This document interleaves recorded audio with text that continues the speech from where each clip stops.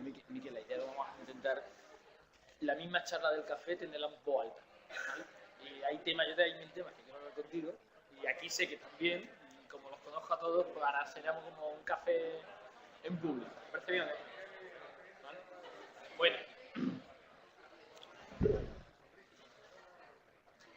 Bueno, vamos a continuar. La verdad que para nosotros este formato de poder tener un ambiente más relajado, que aunque hayamos tenido una parte de acto más institucional o una parte más seria, magistral, con el reconocimiento que se merece el ponente, pues la verdad que tener la oportunidad de hacer como el café en público, ¿no? Y sobre todo pues porque dentro del equipo que trabajamos cada uno muy en profundidad en un aspecto más del ejercicio, de la terapia manual, de la educación, de la fragilidad, de muchos tipos de poblaciones clínicas diferentes, pues la verdad que a mí personalmente es un gustazo que podamos, como en la Journal Class del grupo, ¿vale? Pues además hacerlo con un invitado de la altura de Miquel, ¿no? Bueno, pues por empezar un poco el debate, ¿vale? Yo no sé si hay pues preguntas a lo mejor más que se hayan quedado en el tintero sobre la charla en concreto, ese turno de preguntas, una o dos preguntas que vendría después de una ponencia, en el público en general, ¿vale?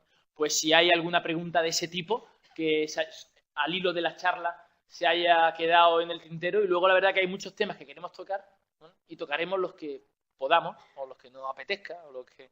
¿Hay concretamente alguna pregunta más relacionada con la exposición de la...? ¿Sí?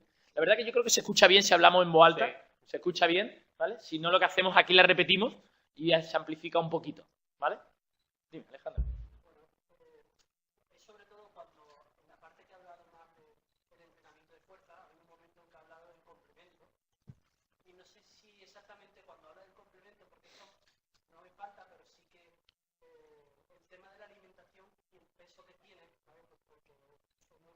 Pues la alimentación juega un papel importante en el rendimiento del entrenamiento de fuerza potencia y echa un poco en falta a lo mejor esa parte, pero no por nada, sino por saber si tiene peso o no tiene peso en todo esto. Esa es otra charla. Esa es otra charla. Claro que tiene peso. Yo te voy a decir dos cosas. Es otra charla. Vamos a intentar que hables menos que la hora y pico que nos has tenido. Hablas poquito y participamos todos. No te puedo tampoco, no soy un experto de eso. No soy un experto en el tema del manejo de la suplementación nutricional. Pero sí que es importante. No te puedo decir más. Es otra charla. Normalmente después que hablan del suplemento nutricional. Lo que sí te digo es que en el tema del manejo del peso, de la obesidad, por ejemplo, es cierto que lo primero que hay que hacer es cerrar la boca. En el sentido de que si haces ejercicio pensando que vas a perder peso haciendo ejercicio, pues es una falacia que nos han vendido. Tienes que cerrar la boca y comer menos, ¿vale? Eso está muy claro. En el tema de la masa muscular, lógicamente tienes que asegurar una suplementación de proteínas, pues la que sea, 5 gramos, 6 gramos, parece que no se ponen de acuerdo, que la suben, que la bajan, que si la tienes que tomar después del ejercicio, durante el ejercicio, cosas que en el ámbito del deporte ya las conocemos y que ahora pues están un poco aplicando al mundo de las personas mayores con problemas musculares. Lógicamente, si tú no comes, el músculo no crece. ¿Vale? Lo único que el mensaje que te he querido dar, o la crítica sincera, es que hasta ahora se ha dado demasiado peso al soporte nutricional en la persona anciana para el manejo de la masa muscular y ha pasado desapercibido el tema del ejercicio. Un poco la crítica. Pero lógicamente la combinación ganadora, un eslogan de una empresa multinacional importante mundial es ejercicio físico y salud. Pero si me das a elegir, yo haría ejercicio físico. No utilizaría suplementos, si me das a elegir. Es más fácil utilizar de la leche, de diferentes maneras de cocinar los productos a las personas mayores, de tener una alimentación básica. Es más fácil eso que hacer ejercicio. Pero lógicamente tienen que ir juntos, lógicamente. Aspectos cognitivos, yo no demuestro nada de herencia, no es mi campo, ¿vale? Pero lógicamente es importante. También te digo que hay cosas que no, bueno, pues que al final tienes que mirar en tu lupa pequeña, ¿no? Y hay cosas que no hemos mirado, pero que, bueno, pues son importantes. Concretamente con el tema de la suplementación, aparte del estudio de María que él ha puesto y que yo en el Twitter he puesto el enlace, porque está libre en internet, para quien lo quiera seguir luego en el hashtag, el enlace de la diapositiva que le ha presentado, donde se ven los 4 brazos, suplemento, ejercicio, suplemento sin ejercicio y el control. Hay una revisión sistemática reciente, publicada justamente por Alfonso Cruz, que hemos estado hablando de, y la Sociedad Europea de Sarcopenia, donde dentro de las conclusiones, después de hacer un metaanálisis, recomienda, aún con los ensayos posteriores al primero en New England, concretamente un tipo de suplementación con un tipo de aminoácidos muy concreto y con una dosis muy concreta. Y es como los estándares que parece que si hay diferencia significativa cuando en ensayos de 4 brazos, cuando se compara con el ejercicio, ¿no? No sé si estás al corriente de esa metaanálisis y tal. Está claro que puede haber conflictos de intereses, ensayos clínicos de 4 brazos son difíciles de sostener, las diferencias significativas son estadísticas, pero la relevancia clínica de las variables verdaderamente de peso no tiene magnitudes grandes. Digamos que esto tiene toda la crítica de la medicina basada en la evidencia, donde sí encuentra diferencias significativas entre los brazos. Y bueno, nosotros concretamente en el Patronato de Deportes, que aquí hay por lo menos 3 fisioterapeutas que trabajan allí ahora, en algunos pacientes sabéis que hemos empezado a recomendar algunos suplementos siempre y cuando el ejercicio ha estado ajustado a los niveles basales y no ha habido una oportunidad de controlar que haya una dieta equilibrada en teoría, ¿no? Y concretamente la verdad que no lo estamos, tenemos un protocolo registrado para hacer solo un ensayo clínico de 2 brazos, con y sin suplemento, con el mismo tipo de intervención y bueno, sobre todo para sacar un poco si es relevancia clínica o no, porque hasta la diferencia estéticamente significativa parece que no es suficiente con lo que hay, ¿no? No sé si... Yo solo sé que con 5 gramos o 6 de proteína al día, una persona no camina maratón. Y eso lo sabemos desde el punto de vista del ejercicio. Tú le das suplemento nutricional a un lanzador de peso y no te lanza más distancia, ¿verdad? ¿Qué tienes que hacer con él? Entrenarle, ejercitarle, enseñar el ejercicio, el equilibrio, la coordinación. Lógicamente, si le prepara su musculatura, pues bueno, si está muy deteriorado, lógicamente es como los estudios con muy deteriorados. Con gente que tenga un nivel muy bajito de condición física, si hace entrenamiento de fuerza, mejora la resistencia cardiovascular. Pero eso no quiere decir que para mejorar la resistencia cardiovascular hay que hacer entrenamiento de fuerza, ¿verdad? Es una consecuencia. Lógicamente en personas muy deterioradas, con malnutridas, con problemas de absorción, con problemas de ingesta, lógicamente a nada que les hagas, pero eso no quiere decir que para continuar con su mejora y producir más mejora clínica, que la mejora clínica habrá que definirla, qué es la mejora clínica, tengas que seguir dándole eso. Es decir, todo ayuda. Bueno, pero es que desde el punto de vista filosófico, la resistencia muscular no deja de ser más que un componente dentro de la condición física y la fuerza un componente dentro de la condición física que hace relativamente poco se definió para entender bien el constructo de la condición física, ¿no? De que verdaderamente son todas condiciones funcionales, fisiológicas, están dentro de la misma dimensión, ¿no? Si al final la relevancia clínica, en todos los estudios clínicos aceptamos que es un 20% del cambio de la variable primaria. Por ejemplo, andar más rápido. Si cogemos personas y le hacemos, personas frágiles, con homogéneas en la base, le hacemos una intervención de ejercicio físico ajustada individualmente para saber que la intervención es la misma, y la única diferencia es suplementación sí o no, ¿no? Entendemos que el entrenarlo bien ya se le hace a todos, ¿no? Y hoy por hoy la evidencia que hay es que parece que hay diferencias significativas en el suplementado, pero no, ni siquiera llega a un 6% más del cambio sobre la relevancia clínica, con lo que podíamos decir no hay evidencia de que el suplemento funcione desde el punto de vista clínico, pero sí estadístico. Pero tampoco hay evidencia de que no funcione. Pero es un trabajo de investigación. La vida no es así. Sí, bueno, pero la pregunta que yo me hago es, ¿a alguien que le he suplementado durante mucho tiempo, que tengo que seguir haciéndole para un poco el problema que tenemos en todos los estudios de ejercicio físico. Cojo a estudiantes físicamente inactivos y los entreno. Y lo que se ve es que, bueno, pues una cosa funciona mejor que la otra, que funciona esto, que funciona lo otro. Pero claro, cuando haces lo mismo en gente que ya está entrenada, te encuentras que lo que servía no es posible. La pregunta que me hago yo con estos estudios es, bueno, vale, pues en una situación preclínica de una determinada características, yo si a este lo entreno y lo suplemento, sucede esto. Pero ¿qué pasa a partir del cuarto mes? ¿Qué pasa a partir del cuarto mes? Yo ya lo he suplementado y ahora, ¿qué pasa con su condición física al año? ¿Sigo dándole suplementación o sigo entrenando? ¿Qué es lo que va a hacer que este no pierda su condición física?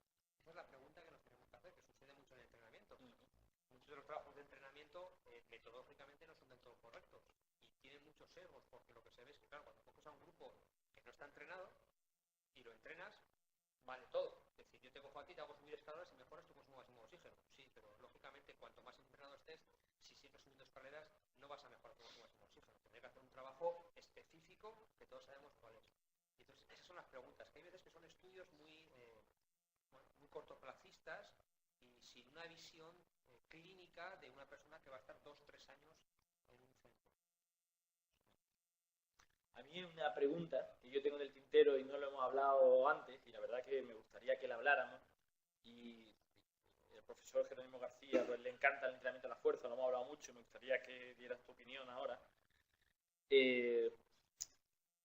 Nosotros hablamos mucho de entrenamiento de la fuerza por un componente más estructural, ¿no? 50-60% de la carga, parecido a los trabajos, entrenamiento, el de training, lo que pasa después, lo que has comentado, esto es lo que solemos trabajar nosotros, lo hablamos, y hablamos también de un entrenamiento mucho más por la vía neural, ¿vale? Que tú has hecho un comentario durante la exposición, donde bueno, tiene un componente más de potencia, un componente menos de hipertrofia, más de placa motora, más de neurotransmisores, con incluso algunos aspectos cognitivos, de mensaje, ¿no?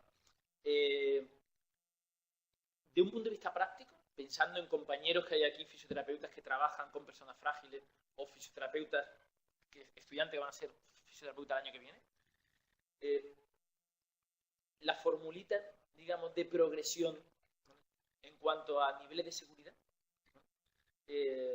¿Cuál sería tu propuesta? ¿Trabajar más por la vía estructural al principio, por la vía neural, alternarlas?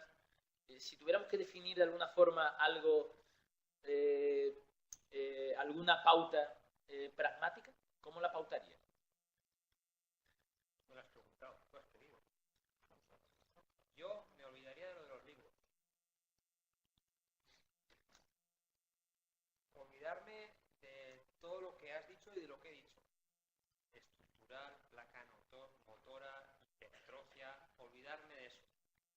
Y utilizaría el sentido común, que es el mínimo estímulo que puede producir las máximas adaptaciones. ¿Cuál es ese mínimo estímulo? ¿El 60%? No. ¿El 50%? No. ¿El 40%? No. ¿El 30%? No. Mínimo. Esto es un planteamiento cuando vienen los estudiantes de educación física y dicen, voy a entrenar un deporte y me han dicho que entrene hipertrofia muscular 50-70% de la fuerza máxima en series de 8-12 repeticiones descansando un minuto. ¿Y qué vas a hacer? Pues voy a hacer sentadilla y 3 en banca y dorsal, ¿vale? ¿Sabes hacer la sentadilla? No. ¿Qué hay que hacer? ¿Qué harías? Tú, de la cámara foto. ¿Qué harías? Pues para hacerla. No. ¿Qué harías? Enseñarle. Se nos olvida eso. Yo te enseño. ¿Y después qué harías? 50% de su fuerza máxima. No. ¿Cuál es el mínimo peso que puede haber en la sala? ¿Una barra de una escoba? Es que no se mejora la fuerza máxima. ¿Tú crees que no? Alguien que no haya hecho nunca un ejercicio trabajando sin peso no mejora la fuerza máxima. Es que en hipertrofia, ¿estáis seguros de que en hipertrofia? Es una pregunta rompedora que hago. Si ahora todos los que estamos aquí, que ninguno hace entrenamiento en el gimnasio o en sentadilla, imaginemos, hacemos 2 series de 12 repeticiones hasta abajo, mañana os acordáis. ¿Queréis que hagamos las pruebas? 12 repeticiones hasta abajo. 12.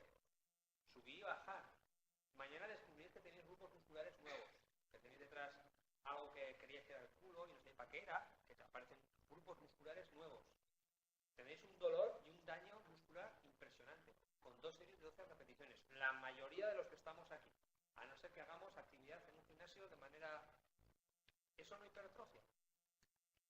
La pregunta que siempre nos hemos hecho es, no es que, bueno, sí, eso quiere decir que ese ejercicio es de una intensidad lo suficientemente elevada como para producir inflamación, daño, pues ya está.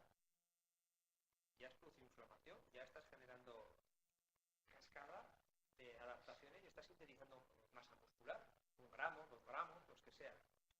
La pregunta de la condición humana es, ¿y qué pasa? Entonces, claro, pero si hiciese más intensidad, hipertrofaría más. No, tenemos una velocidad metabólica, tenemos una velocidad absolutamente para todo. Llega un momento que si tú inflamas más, no consigues más adaptación muscular, al revés, estás produciendo un efecto negativo, que se lo digan a la gente del CrossFit, que están llenando los hospitales en los servicios de urgencias por amniolisis, que están produciendo excesos de tasas de consumo de proteínas. O sea, ahí tienes un ejemplo como nos libramos de que el cuerpo funciona mejor de lo que nosotros creemos, que toleramos cantidades ingentes. Ahí tienes estudios como produciendo un 25% de los volúmenes de entrenamiento, ahí había campeones olímpicos. 2 campeones olímpicos, por cierto. Uno de ellos sevillano. Había campeones olímpicos. Había medallistas olímpicos en estos estudios. Y se ha visto como reduciendo el 25% del volumen de entrenamiento, las adaptaciones del cuerpo son las mismas. Durante estadios de 4 o 5 semanas. ¿Qué quiere decir eso? Pues que los volúmenes que se están haciendo pues no sirven. El cuerpo los tolera, no sé qué llamas tolerar, que puedes levantarte al día siguiente y puedes volver a ir al trabajo y volver a entrenar. Sí, pero si tú mirases el efecto que te produce los metros recorridos sobre la mejora del consumo de oxígeno o la mejora de la fuerza sobre el número de repeticiones, verías que la eficiencia de trabajo es nula. Por eso, la pregunta que queda abierta es, ¿cuál es la intensidad mínima que produce máximas adaptaciones? Pues yo creo que está sin explorar, que no es el 50%, que puede ser hasta el 20%, pero puede ser con un frágil y con un deportista de Champions, que nunca haya hecho un ejercicio, y que la intensidad sea... Cualquier ejercicio nuevo crea una nueva adaptación neuromuscular, eso es un estímulo. La pregunta es que esa adaptación, ¿cuánto tiempo la tienes que mantener en el tiempo? 3 veces, 4 veces, ¿vale? Pero la intensidad es suficiente. Esa es una pregunta que nos tenemos que hacer. Yo no estoy diciendo que siempre tienes que tener esas intensidades bajas, sino que se puede empezar de menor intensidad. Luego lo que sí te digo es que lo que realmente fatiga y mata, nunca mejor dicho, la célula, es el volumen. Cuando tú has alcanzado intensidades altas, volúmenes altos son los que no producen más adaptaciones. Y reduciendo volumen de entrenamiento, por ejemplo, tenemos trabajos muy bonitos en halterofilia, como entrenando al 60% de los máximos volúmenes en deportistas de alta competición internacionales, el efecto, el tamaño del efecto en arrancada, sentadilla, 2 tiempos es mayor. Y entrenar al 100% o al 25% del volumen es lo mismo. Es decir, cuando entendamos eso, que no por hacer más volúmenes a intensidades altas es mejor, que hay volúmenes óptimos. Y que luego cuando progresamos en el entrenamiento, sea un frágil o un deportista de alta competición, hay que utilizar el volumen mínimo. El mínimo. El mínimo no es el 50, ni el 60, puede ser el 20 o el 10. Bueno, puede ser el ensayo-error incluso por cadenas complejas, ¿no? Son adaptaciones. Nosotros hay un debate, me gustaría a lo mejor que Jerónimo comentara algo de esto, o Lourdes. Hay un debate que desde hace 4 o 5 años hablamos, que a personas muy frágiles le metemos intensidades altas, que sería la máxima adaptación nueva, es decir, ese ejercicio que no hacía, que puede ser 60 días libre de peso, pero que requiere como muchas sesiones. ¿Sentadilla libre de peso un frágil? Mis frágiles no se levantan de la silla.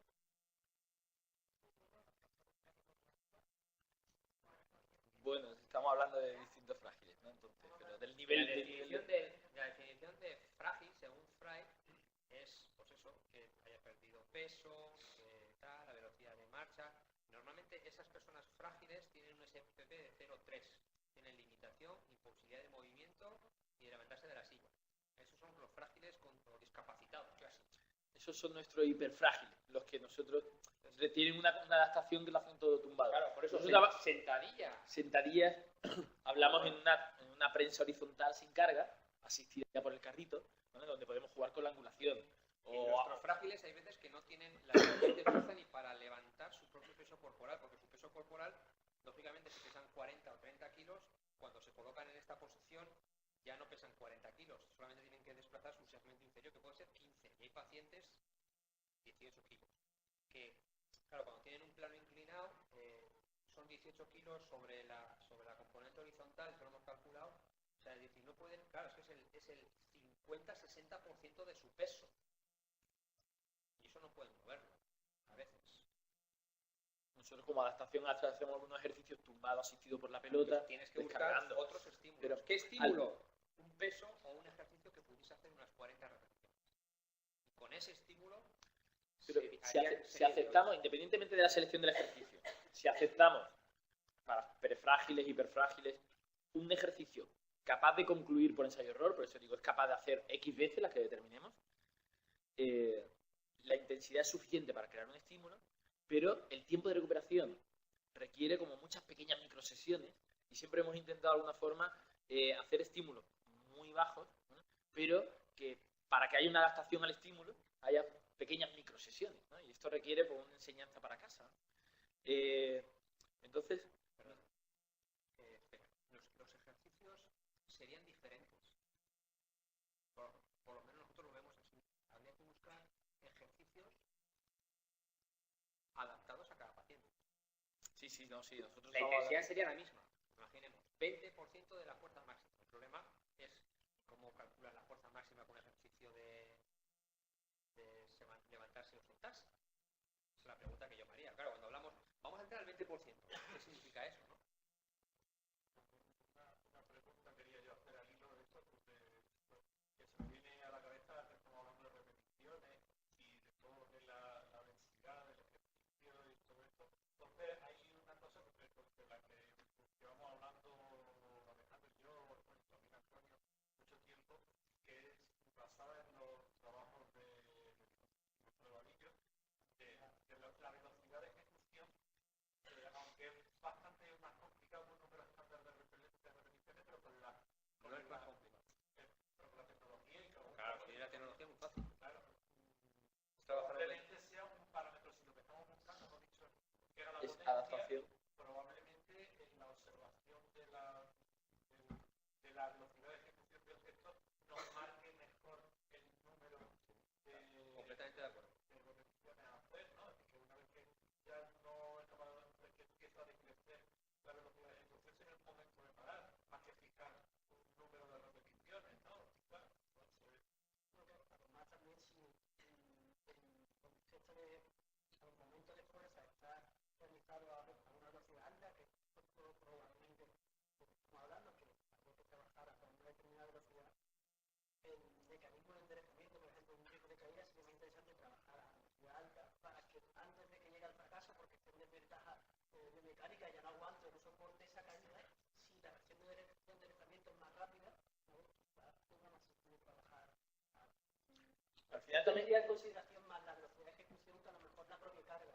pero yo creo que otra variable más a controlar, porque en el momento que se adapta a la velocidad también, igual que la carga, igual que el estímulo, igual que el patrón, igual que el ejercicio, igual incluso que en el momento del día en el que se hace, son variables a controlar, ¿no?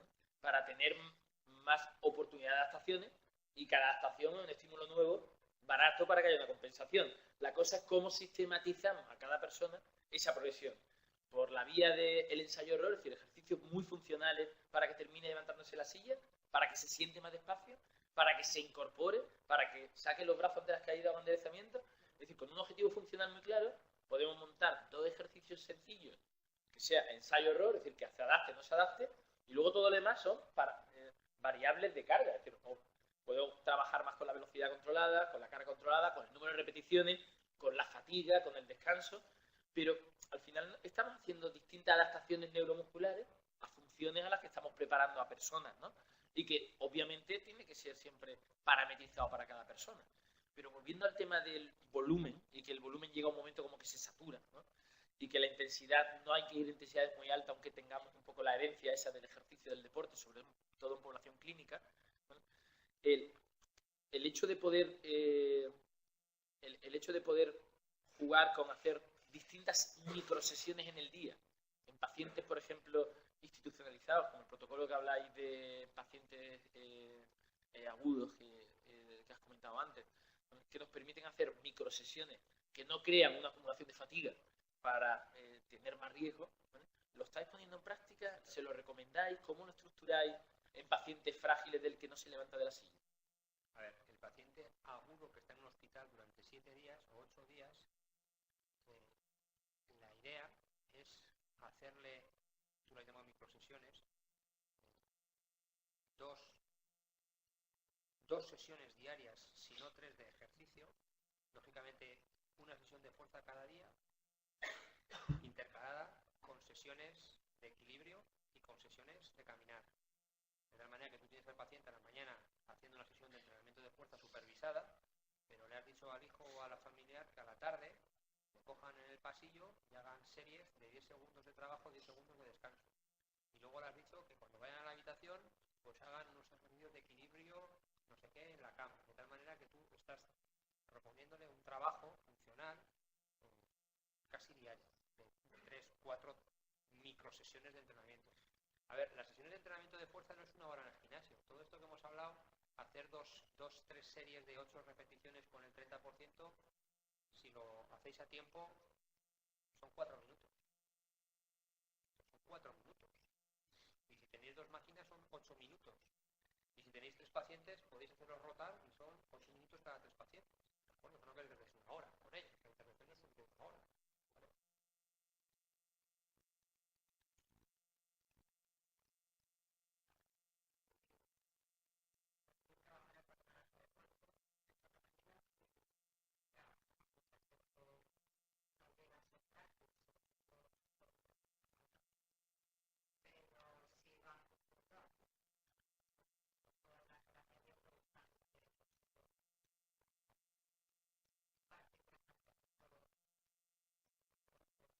¿Por qué no llamas pacientes?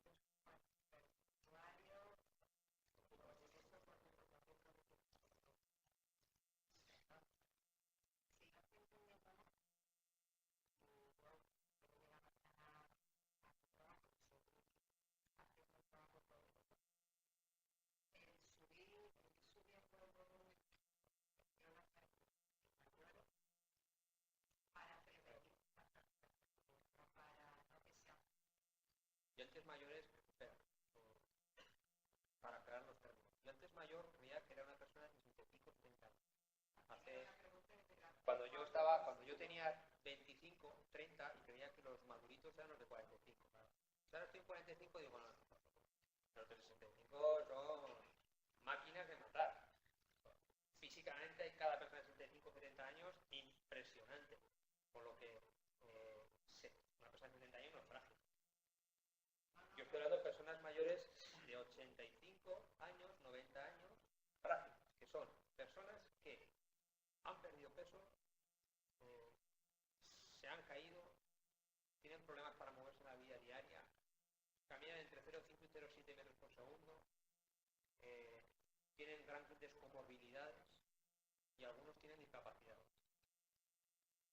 La persona que tú me estás hablando que va a un patronato a hacer ejercicio físico con 70 años, con un aspecto saludable, sobre todo aquí en Málaga, que después irá a tomar sus vinos, me imagino, a dar sus paseos y se irá con sus nietos.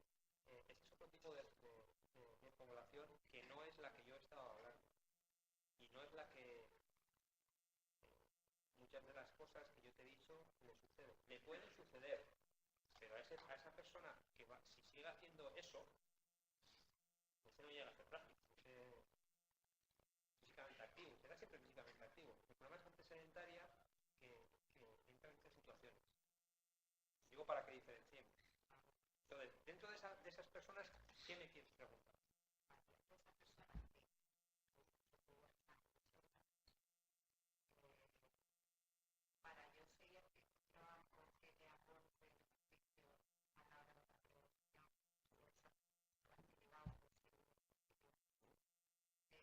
Desde el punto de vista de la fuerza.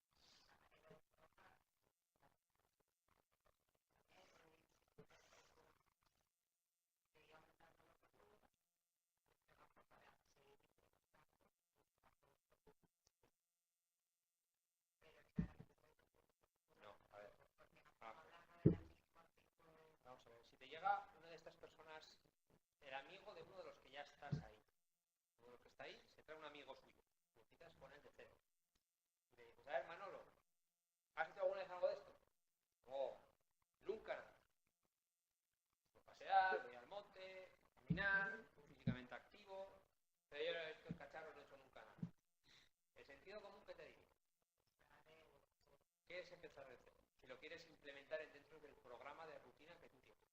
Le enseñarías dónde están los vestuarios, dónde están las máquinas, los protocolos, los ejercicios, no los haría bien. Espera. No, espera. Es que... Entonces, ¿qué harías el primer día? Bueno, enseñarle las cosas. Vale.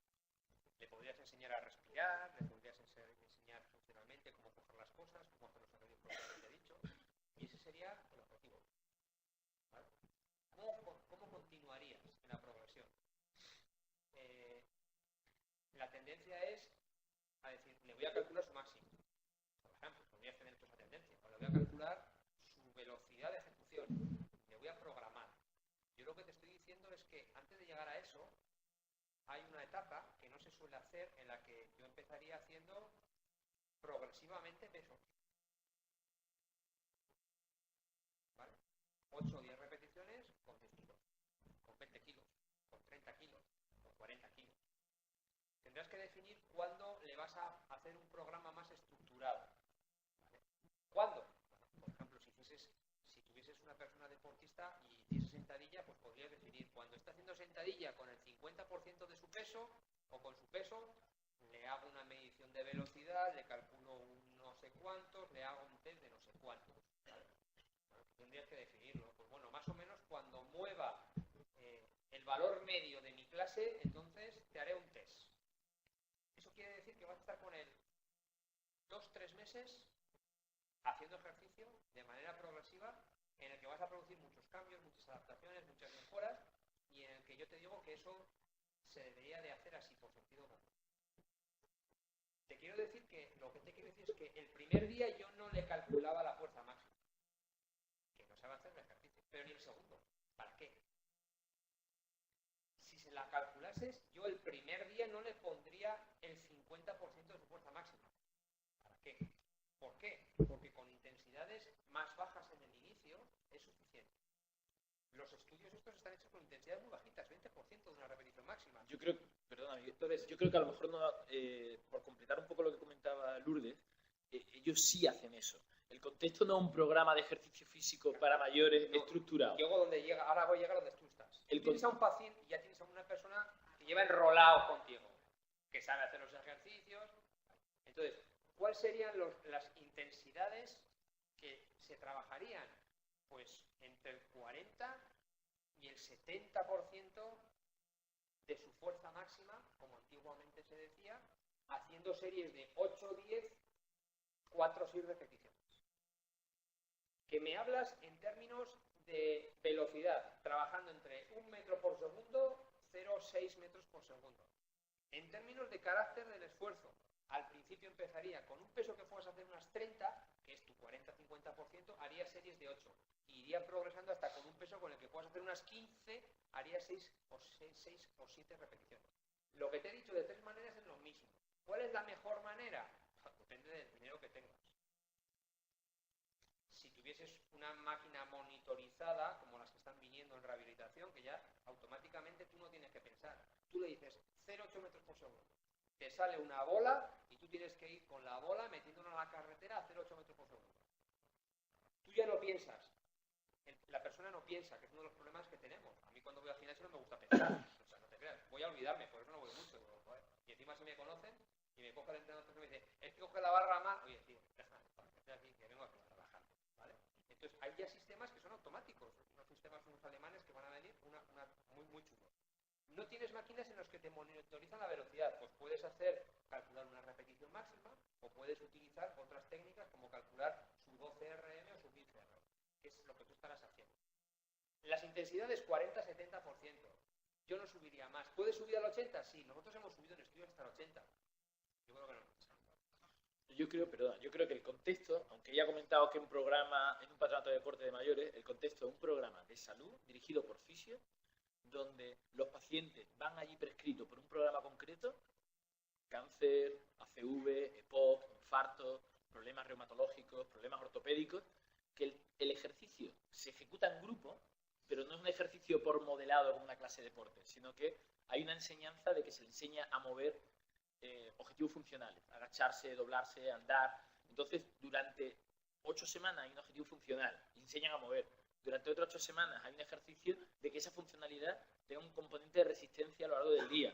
Y en la fase del desarrollo de ese programa, que es de fisioterapia individualizada en un contexto de grupo por el soporte social, de que toda esa parte de muchos microdosis de ejercicio van metido en un componente educativo donde se mandan una serie de actividades aeróbicas, microsesiones, pero se monitoriza en un evento, digamos, 3 veces a la semana, pero se intenta planificar 14 sesiones a la semana, se va trabajando esa progresión que sería mucha variabilidad del movimiento, ¿vale? A partir de buscar adaptaciones neuromusculares del movimiento, vías más cognitivas, más aeróbicas o vías más de resistencia, pero la parte, digamos, de hipertrofia o el trabajo más de fuerza, pues la verdad que al mínimo esfuerzo de máxima adaptación, con variar el ángulo, variar la velocidad, variar cualquier cosita, hay una nueva adaptación.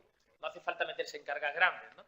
Con lo que creo que estamos hablando, lo mismo, pero el contexto no era un grupo de mayores, el contexto está muy orientado a funcionales, patológicos. Me gustaría poner la guinda. La guinda es que si a mí me das esta botella para hacer esto, y tu objetivo es que yo produzca adaptaciones neuromusculares, no vas a producir nada. Ese es el mensaje. Por supuesto, si hago esto, bueno, pues no sé, depende del nivel funcional, puedes conseguir algo. Pero neuromuscularmente esto a mí no me produce nada. El mensaje es que tendrás que buscar una intensidad, una resistencia o un ejercicio que me suponga cierto esfuerzo. Dicho desde el punto de vista de la fisiología, que pueda reclutar el 30% de mi cantidad de unidad motora, el principio de adaptación de Heinemann. Si no lo muevo rápido y no muevo cierta intensidad, no se recluta, con lo que no voy a producir adaptaciones. Desde el punto de vista cardiovascular, si a mí me mandas caminar y yo voy caminando al 20% de mi frecuencia cardíaca máxima, o del 30% de mi consumo máximo de oxígeno, no produces nada. Ese es el mensaje. Ese es el mensaje que tenéis que tener. De tal manera que si tú quieres producir adaptaciones cardiovasculares, metabólicas, de acuerdo a la literatura, tienes que ir a una intensidad moderada. Las recomendaciones actuales son hacer 30 minutos de intensidad moderada. Todos sabemos lo que es 30 minutos, ¿verdad? ¿Qué es 30 minutos? Media hora. ¿Pero qué es intensidad moderada? ¿Qué es intensidad moderada? Intensidad moderada para mí, ¿sabes cuál es? Mi ritmo de maratón. La intensidad moderada es 60-70% de la frecuencia cardíaca máxima. Es la intensidad a la que yo tengo que correr una maratón. Claro. Esa es la intensidad moderada. Aproximadamente 13 km por hora. Más o menos, un poquito por debajo de mi umbral.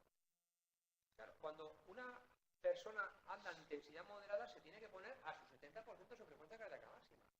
50-70%. ¿Por qué? Porque si no, se ve que no se activa el sistema cardiovascular. Es decir, caminar y ir hablando a este ritmo con él para aquí y para allá, o caminar y me preguntarme, oye, ¿cuánto tiempo podría estar caminando con Antonio? 2 días. ¿Qué significa? Que como puedo hablar, que como puedo caminar mucho tiempo a esa intensidad, no estoy en intensidad moderada. Y eso significa que no produzco todos los cambios que se asocian a la práctica de actividad física moderada. Porque eso de la actividad física moderada está sacado de 4 o 5 trabajos escandinavos en los que dicen cómo entrenando el 60-70% de la frecuencia cardíaca máxima, comiendo bien, no sé qué, se producen mejoras del perfil lipídico, no sé cuánto, en 500 mujeres. ¿Qué significa eso? Pues que para producir eso tienes que ir en intensidad moderada. Si vas por abajo no se produce. Ese es el mensaje. Entonces, lo que yo veo desde fuera a veces es que las intensidades no son las adecuadas. Normalmente son muy ligeras para producir esos cambios de los que el ejercicio físico se podría beneficiar. Ese es el mensaje. Para los alumnos, discúlpame, que para los alumnos, voy a contar un poco el programa de los fisioterapeutas que están hablando aquí. El programa consiste normalmente ciclos o macrociclos estructurados, porque hay un estándar de mínimo de 8 semanas, donde se hace 3 veces a la semana, media hora de ejercicio en seco, donde se trabaja sobre todo control motor, enseñanza de movimiento, adaptaciones neuromusculares muy frente al espejo, muy con la mano del fisio encima del paciente, y adaptaciones de resistencia muscular y de fuerza, muy en el orden de lo que estamos hablando, 40-70% con adaptaciones y muy orientadas a gestos funcionales, no orientadas a gestos analíticos. Y 30 minutos de ejercicio aeróbico, ¿vale? Donde se hace una prueba de esfuerzo directa o indirecta para que las cargas de trabajo ronden el 60 al 80 de su consumo máximo, que normalmente para pacientes de este tipo, que son programas pues, de distintas especialidades clínicas, pues lo hacemos en agua porque son incapaces de andar a la intensidad deseable porque no tienen gemelos ni piernas para hacer un trabajo a esa intensidad, y lo hacemos o bien en agua o bien interválico para que el trabajo provoque una adaptación no solo cardiovascular, sino neuroendocrina y todo lo demás. Y durante esa hora que el fisio acompaña al paciente, se va desarrollando una educación que normalmente la ponemos en 10 mensajes, que tiene un componente educativo, es decir, un componente cognitivo, educacional, social, para que no se centre el cambio en las 3 horas semanales que viene a rendir cuenta con el fisio, sino que el programa tiene pues entre 6 y 14 microsesiones en la semana, ¿vale? Y las cargas tanto de fuerza como de resistencia muscular, como de control motor, como enseñar a hacer una sentadilla adecuadamente o una flexión, o incluso la forma del impulso en el caminar para que no tener una forma de caminar, un patrón de cadera baja o apoyo de todo el pie, pues se hace en la parte, digamos, de seco, pero toda esa parte educativa pues se revisa de forma individual cada X tiempo. Lo único que hay de grupo es que se ejecuta a la vez y no empiezan 2 nuevos a la vez, porque si no, no podríamos tener ese componente de individualización al principio. Entonces, la verdad que es un programa que, aunque en los artículos aparece como programa multimodal, educación, ejercicio individualizado en determinadas patologías, es un programa que va orientado a la individualización funcional de cada persona para compensar su patología en aquellos sistemas que son compensables. Entonces, el contexto, aunque se trabaje fuerza, no es un entrenamiento de fuerza, no son mayores sanas, son pacientes de distintas patologías. Lo que pasa es que aunque tenga una patología, esa es una hernia discal, una fibromialgia, una CV, sobreviviente de un cáncer, o como ahora que estamos con pacientes bajo quimioterapia que están intoxicados, es decir, pacientes tóxicos, con un nivel de neuropenia, de leucopenia enorme, pues intentamos ajustarnos a las cargas que soporta cada uno para evitar fatigas constantes, ¿no? Con lo que al final lo que estamos como compensando los sistemas, ¿no?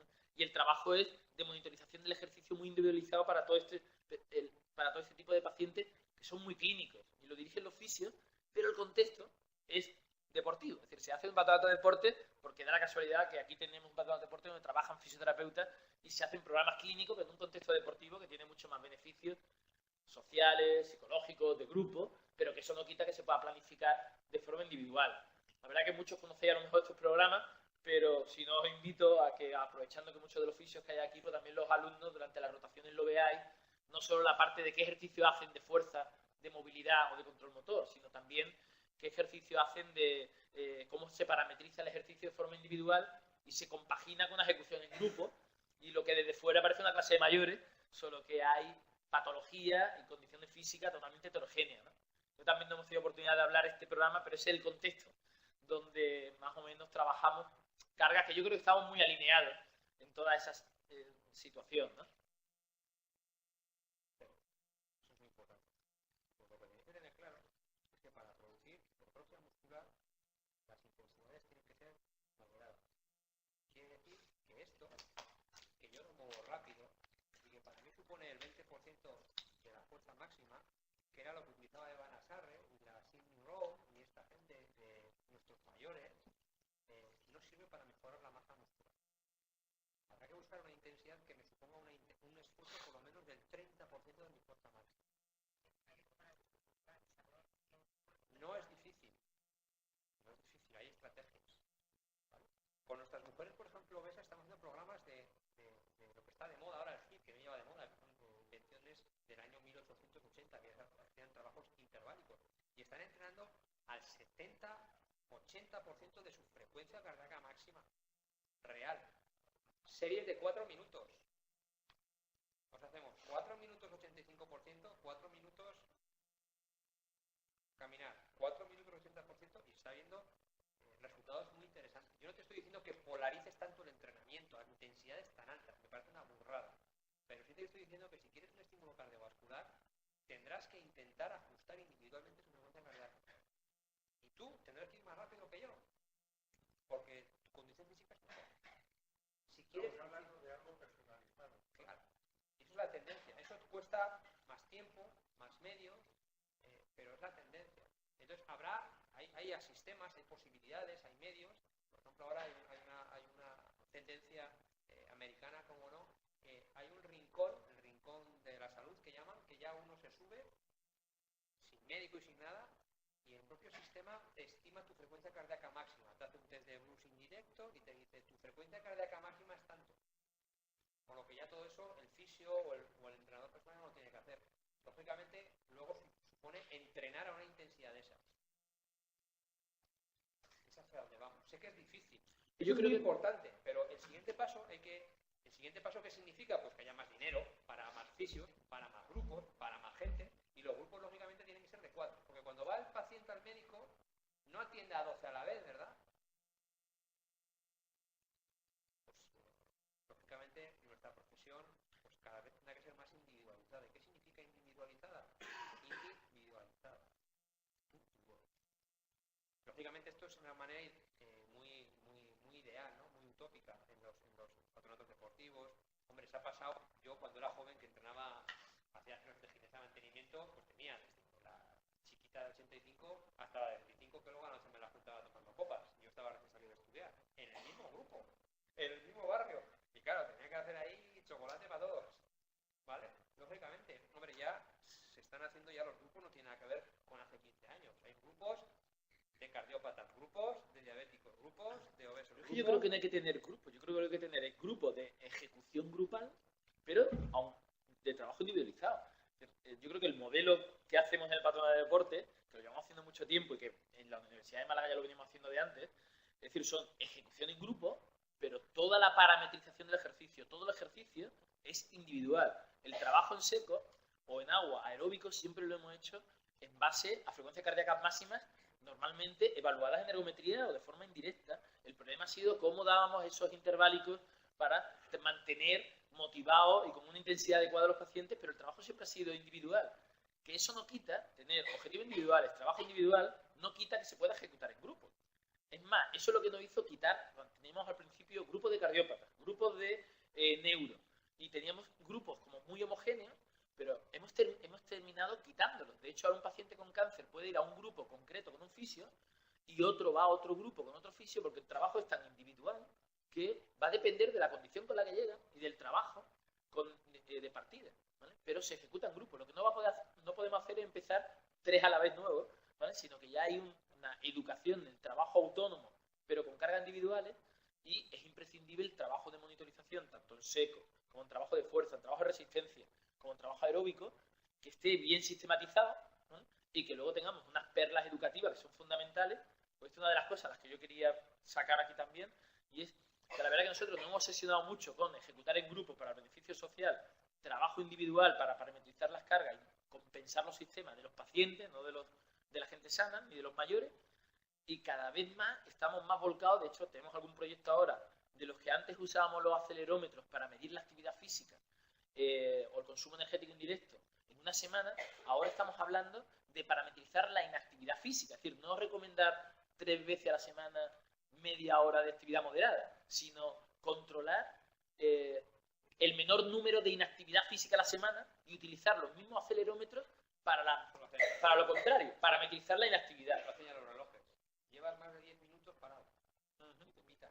Hombre, de hecho, con los cuantificadores, sí, pero el paradigma ha cambiado, porque ahora, claro, como nosotros en nuestro programa, que los citamos 3 veces a la semana, media hora, hemos influido en los últimos 15 años que estamos haciendo estos programas educativos, en que no solo en cambiar la condición física y los beneficios que tiene en la salud a nivel de relevancia clínica, sino en cambiar el número de horas de actividad física, que ahora sí, tenemos los cuantificadores que nos lo dicen, es magnífico, lo podemos monitorizar a 1000 a la vez, pero los datos que antes cogíamos en los acelerómetros para medir los MET que hacía cada persona, ahora los orientamos para ver si esa educación verdaderamente lo sacamos de la inactividad. Además, apuntamos más, mi teoría es apuntar más hacia monitorizar el menor número de inactividad física paralelamente a modificar los parámetros de condición física, es decir, como 2 cosas diferentes, ¿no? Donde de alguna forma estamos ya cuantificando a qué gente hemos sacado del mundo de la inactividad, porque pueden venir muchos 3 veces a la semana, media hora, y hacer muy bien el programa, muy parametrizado, muy individual, muy ejecutado en grupo, pero luego no lo hemos sacado del confort de la inactividad, ¿vale? Aunque que hayamos dado esa charla educativa. Entonces, la verdad que nosotros estamos hablando más de romper inactividad física, más que con medir actividad física. De hecho, los cuestionarios que usábamos antes de actividad física, los acelerómetros o tal, estamos viendo como la otra mitad del vaso medio vacío, ¿no? Es decir, cuántas horas de inactividad, cuántas horas sentado, cuántas horas quieto. Porque siempre hemos tenido en cuenta dentro del programa lo importante del componente educativo, pero no que lo hemos medido. Siempre nos hemos centrado a medir la parte sobre la que interveníamos, que era condición física. Pero creo que son dos cosas que no podemos separar, ¿no? Y que probablemente en determinados pacientes, concretamente en pacientes con cáncer, ya el valor predictivo es más potente en cuanto al número de horas de actividad física que a la cantidad e intensidad de la actividad física. O sea que el predictor de mortalidad no va orientado a esas 3 veces media hora de ejercicio, sino a esas microsesiones 6 veces al día durante 7 días a la semana. Y eso es un reto porque ya no podemos citar 3 veces a la semana. Y eso es algo que podemos educar cuando nos visitan, pero es un cambio de conducta. Por eso no es solo ya ganar fuerza y mejorar la condición aeróbica, sino que, aunque lo hemos metido siempre en los programas educativos, ¿cómo medimos eso? ¿No? La verdad que nosotros estamos intentando en cierta medida comprobar si esos paquetes educativos funcionan dentro del paquete de ejercicio físico. Hay una cosa que lo hemos hablado en el café y me gustaría comentar en voz alta, y que la verdad que yo sería de las cosas de la tarde con las que a mí más me ha sorprendido y más me ha gustado, y que lo comentemos. Ha comentado Miquel en la primera diapositiva, el objetivo de la diapositiva, una frase que me ha encantado, que es la responsabilidad ética profesional, sobre todo de los sanitarios, ¿no? Y de los médicos, no solo de todo el personal que participa en la actividad física, pero sobre todo la responsabilidad ética sanitaria profesional de no prescribir actividad física sabiendo que es efectiva, económica, barata, ¿no? Y que yo creo, incluso se lo decíamos al vicepresidente del colegio, que tendría que difundirse ese mensaje. Los profesionales sanitarios deberíamos de plantearnos hasta qué punto no prescribir actividad física sabiendo que es lo bueno, bonito, barato y sabiendo que funciona. Tenemos una cierta responsabilidad de no hacerlo. No sé si podríamos resumir eso en una frase tipo eslogan, que seamos capaces de mover la nota de prensa después de la jornada, como es decir, responsabilidad ética sanitaria de no prescribir actividad física sabiendo que probablemente sea lo más poderoso terapéuticamente que tenemos, no solo de enfermedad crónica, sino en muchas enfermedades, incluso en mortalidad, ¿no? ¡Wow! Eso es muy potente. No tenemos la industria farmacéutica a nuestro lado, no tenemos la sociedad a nuestro lado, y es como exigir responsabilidad a los sanitarios. Pero oye, el conocimiento está, las investigaciones están, en las facultades llega, los profesores, algunos lo dicen, los alumnos, todos lo sabéis, algunos profesionales lo aplican, otros más, otros menos. La terapia pasiva, ¿vale? Pues es más limitada, pero es más cómoda, dar una pastilla o poner un aparatito, o poner la sal, o la velita, o la agujita. Pero, oye, lo que verdaderamente cambia los sistemas y cambia a las personas con o sin enfermedad o compensa los sistemas, sabemos que es muy potente. Porque tenemos una responsabilidad de no prescribirlo, ¿vale? Ya no solo es prescribir ejercicio como la receta deportiva, ¿no? Aquello de Osicadesia de Gonzalo Grande, sino también es responsabilidad de no hacerlo, ¿no? A mí me parece que eso, no sé si seríamos capaces, sobre todo los alumnos, a lo mejor sois capaces de sintetizar más, de buscar una frase, ¿no? Que él ha puesto una frase ahí, pero una frase para dar en el corazón de la responsabilidad de no prescribir actividad física sabiéndolo. Ya, pero bueno, yo creo que para eso estamos aquí. Es decir, para investigar ya estamos en el laboratorio, pero para esto...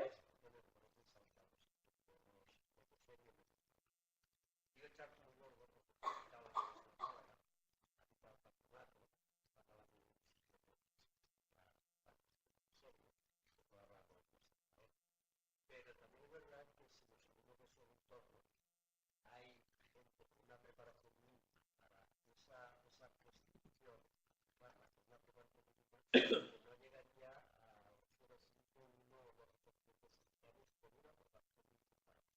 La prescripción que se hace se completa en algún futuro. Si hay tal participa, eso sí puede. El problema, con lo cual, el problema es que el beneficio del ejercicio físico está en pacientes que no pueden caminar más de 10 minutos. Sí, pero vamos, también nos hemos limitado mucho, no hemos tenido mucho a los frágiles, y al resto de la población, y si hablamos de prevenir,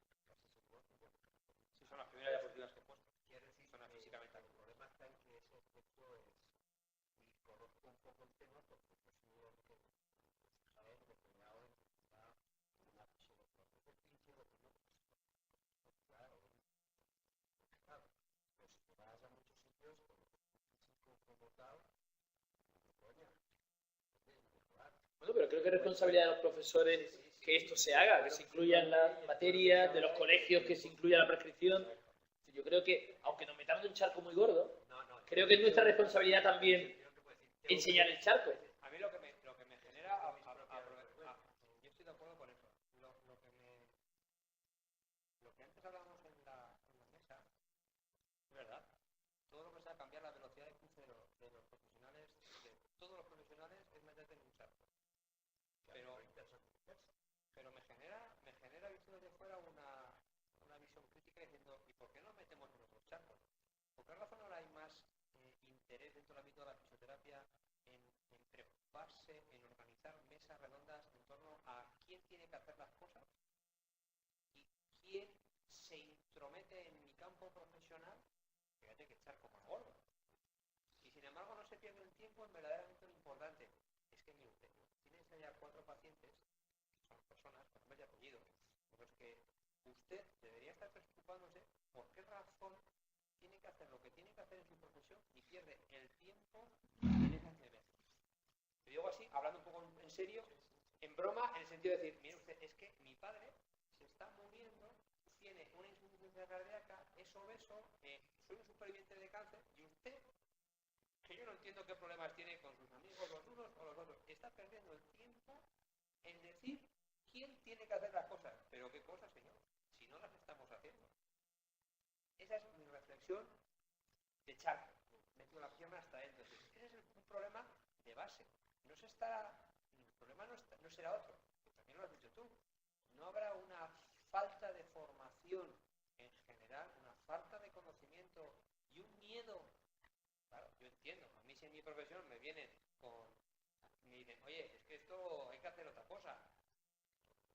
Oye, déjame en paz que me jubile. Al que venga detrás, carré. Que es lo que solemos hacer. Pero lógicamente esto es tan potente lo que está viniendo que ahora nos va a pasar por encima. Está pasando. Está pasando. Entonces, las generaciones que vienen, lógicamente, de fisioterapia, de enfermería, creo que el personal sanitario va a tener que coger el toro por los cuernos, porque los médicos son muy conscientes de esto. Los médicos van a los congresos a todos, endocrinos, medicina del deporte, cardiólogos, nutricionistas, neumólogos, medicina interna. En todos los ámbitos, el ejercicio físico es un pilar fundamental. El problema es, ¿quién lo tiene que hacer? ¿Cómo lo hacemos? Pues es un problema muy importante. ¿Dónde lo hacemos? Eso es un problema que habrá que hablarlo, que yo no me meto. ¿Quién lo hace? ¿Quién lo tiene que hacer? Eso son cosas que habrá que ir solucionando. No sé. Perdón, el problema es, bajo el punto de vista de orden muy inmediato, muy práctico, de la realidad cotidiana de, por ejemplo, un centro de salud, en donde yo pienso, vamos, por lo que yo afortunadamente, no, por desgracia, no trabajo en el centro de salud, pero donde yo lo dejé, si a una persona que viene con una determinada dolencia, en vez de mandarle una pastilla, lo pone a hacer ejercicio, casi seguro te esperan a la salida y te parten la cabeza. No. Problema de educación. Claro, es un problema de educación. Pero en realidad, mira, en torno a eso, ya cada vez hay más en centros de salud, que antes era una cosa inaudita, las enfermeras, que son muy movidas en el ámbito sanitario en los centros de día, están organizando sus unidades de ejercicio. Porque están viendo que la población de su barrio envejece. Y son las propias enfermeras en las que hacen un cribado de fragilidad, en las que hacen un programa de ejercicio, en las que enseñan, educan. Es decir, ese tipo de programas son los que se tienen que fomentar, lógicamente. Y luego es un problema de educación. Lógicamente mi abuelo, yo me acuerdo de ir con la consulta y salía el hombre contento, y me dijo, qué médico, me ha tocado, qué bien me ha tocado. Claro, yo ni te cuento cuando vaya al médico, no sé si lloraré, como el médico. Es decir, en el sentido de que yo seré más crítico, porque tenemos más formación que nuestras personas mayores, y estamos exigiendo otros modelos. Y entonces ya somos conscientes de que tenemos, en principio, que sabemos lo que tenemos que hacer. Si no es un problema de decir, es que hay que enseñar a comer. ¿Enseñar a comer? Tú si preguntas aquí o en la calle lo que se puede comer, lo que no se puede comer, todo el mundo sabe lo que se puede comer. Es un problema de un psiquiatra o de un psicólogo, en el que dice, no, usted sabe que esto está mal y lo está haciendo, pero no me digas que me tienes que hacer una educación nutricional, porque yo sé que tengo que hacer ejercicio físico. Y los de la calle cada vez más. Entonces el problema es, a ver, es que me lo están poniendo muy fácil para que yo haga. Es que encima de que soy obesa me está usted diciendo que tenga que venir aquí. Eso a mí me lo han dicho. Qué desgracia. Encima de que soy gorda, tengo que venir a hacer aquí ejercicio. Sí, pues mira, ¿qué me acuerdo de usted? Es que esa mentalidad tiene que estar cambiando porque no le voy a recetar nada. Usted tiene que venir aquí. En Estados Unidos lo que genera es que si usted no viene no le pago la pasta. Y si usted está obesa y tal, le cobran el seguro 150.000 euros. Eso es así. Y aquí llegará, porque los recursos son limitados, todos limitados. Entonces, la gente tendrá que si no es por lo civil, tendrá que ser por lo militar, que es lo que está sucediendo. Claro, estamos en un país en el que nadie levanta la voz en ese sentido. Quien lo tiene que levantar es decir, usted tiene una cardiopatía, es usted un diabético, tiene usted que venir aquí 2 días a la semana a hacer un programa de entrenamiento o de ejercicio, porque esa es su medicina. Si los profesionales sanitarios no tomamos parte activa en la prescripción, yo estoy seguro que los pacientes empoderados, documentados y críticos lo van a hacer. Como ejemplo, el congreso que se organizó de pacientes con cáncer en Málaga, ¿vale? Y era un congreso de pacientes para pacientes donde había una mesa de ejercicio para ellos mismos demandar herramientas simples para iniciar el ejercicio. De que si el sanitario fisio que le corresponde o el que le competa no lo hace, lo va a hacer otro sanitario, y si no, los pacientes más documentados ¿Quién está también. haciendo esto? ¿Quién está haciendo esto ahora mismo? Excepto algún califato, como dice él, los que tienen dinero y lo montan y lo que los pagan. Ese es el tema. Eso se está haciendo, no es nuevo.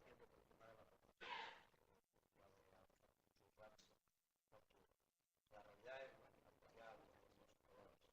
en algún aspecto el paciente va por lugar. Todos, yo digo por las cosas, porque darle una vuelta a cada juego, veis la cantidad de deportistas que están pasando por los caminos, que van a correr, que algo de los colores, y esas, yo puedo hablar de la realidad de cómo es día a día. Nadie les ha orientado en serio por lo que es una abusar en serio. No son de la hora, que hay un desfase, aparte de su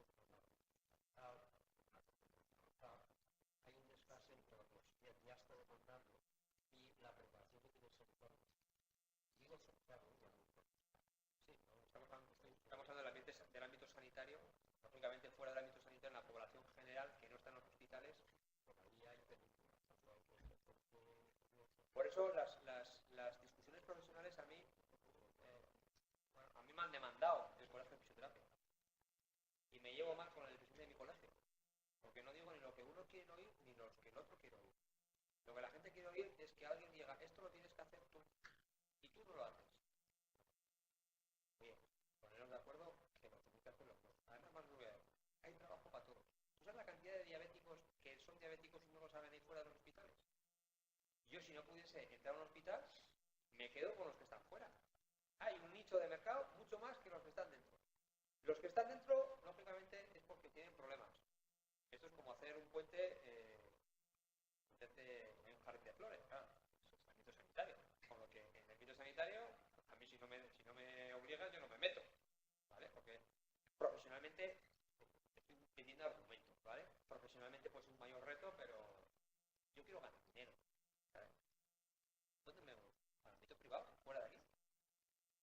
Es decir, ese tipo de discusiones profesionales no tienen sentido de ningún tipo, porque es trabajo para todos. Con lo que vuelvo otra vez al origen. El problema es que el paciente que está en el medio se va a su casa diariamente sin el tratamiento que le podría ayudar. Yo no estoy diciendo que eso sea el chocolate del oro, pero sí que en muchas ocasiones puede ser un coayudante importante del tratamiento. Que junto con un tratamiento farmacológico, junto con una revisión clínica, ayudará. Pero se está viendo que esto, en algunos casos, diabetes es evidencia A. Es decir, alguien que tenga una diabetes tipo 2 y su médico no le receta entrenamiento de fuerza, intensidad moderada, con el objetivo de aumentar su masa muscular y mejorar su sensibilidad a la insulina, le están engañando. Lo siento. Que su médico le diga que tiene que caminar 1 hora, le está diciendo una verdad a medias. Esto es así. Punto. Puede que la hora no la aguante, se haga una lesión en los pies y al final tenga 2 problemas, la diabetes y la lesión en los pies. Hasta que no Hasta se hable, hasta que no se hable de eso, que es lo importante, estaremos dando vueltas a lo mismo. No sé si desde el grupo de alumnos queréis hacer alguna pregunta más relacionada con algunas terapias manuales sobre frágiles, cómo combinar ejercicio con terapias manuales. ¿Hay algo de aspectos más, no sé, de los que habéis hablado o los que hemos hablado en clase que queráis preguntar?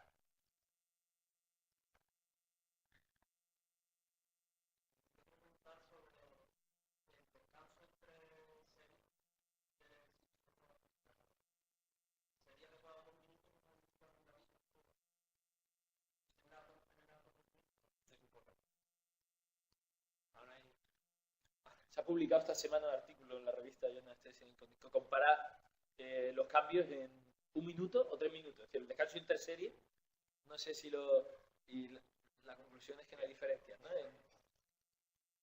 ahora hay tantas variables por controlar que yo de esa ni me preocupo.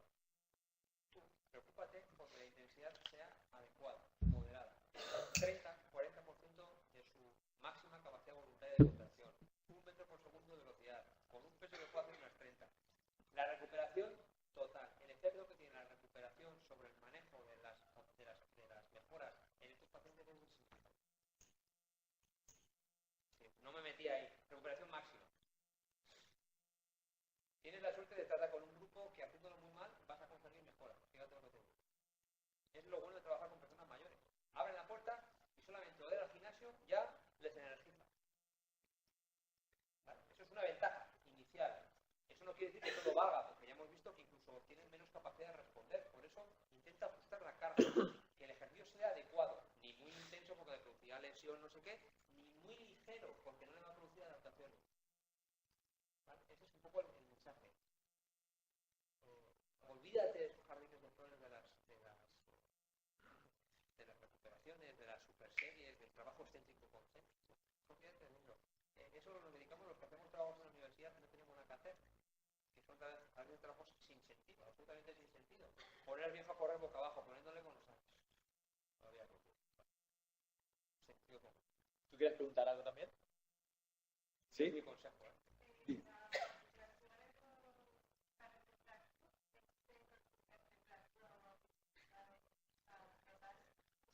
Manipulaciones articulares se refiere, ¿no? Es decir, yo creo que masajes, manipulaciones, algo en... Terapias pasivas con las manos. A ver, ¿me estás preguntando eso o me estás diciendo las contraindicaciones de hacer práctica de ejercicio físico? ¿Estás hablando si hay contraindicaciones en pacientes frágiles de utilización de terapias pasivas? Mira, no soy especialista en eso, no te lo puedo contestar, lo siento. Lo que sí te diría es que son las mismas limitaciones que puedes tener con otros pacientes. Un paciente frágil pues tendrá sus comorbilidades, sus limitaciones, sus pluripatologías que le impiden o no le hacen que sean recomendables diferentes tipos de manipulaciones, opresivas, las que tú quieras. Serían las mismas. Sin intención de contestarte porque no las desconozco. Yo te digo que no he tenido ninguna limitación de ese tipo, nunca. Les hemos hecho de todo a los pacientes. Nonagenarios y a los dementes también. El mensaje también es que hay veces que las limitaciones, tenemos más limitaciones nosotros que los propios pacientes. Eso es lo que me he dado yo cuenta con el tiempo. Cuando hacemos programas con gente de 65 años, rompimos barreras en el año 95. Pero luego volvimos a hacer cosas con pacientes de 80 años y volvimos a ver cómo era. Con pacientes EPOCs que venían a hacer una prueba de esfuerzo y estaba la ambulancia esperándole y veías a la persona llegar con una insuficiencia y madre mía, ¿cómo van a hacer un test de esfuerzo a un EPOC si no puede caminar? Y nuestro cardiólogo irse. Yo no le hago un test a ese, que se me va a quedar en la bicicleta. Es decir, se han ido rompiendo como mitos en la fisiología con el paciente.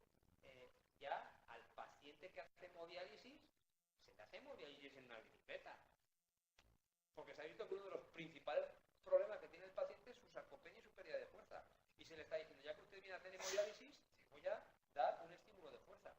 La bolita que te presentaba ahí tiene una insuficiencia cardíaca de la marinera, eso hace 5 años era ni le sople, baja de la ventana a ver que no le entre ni el sol.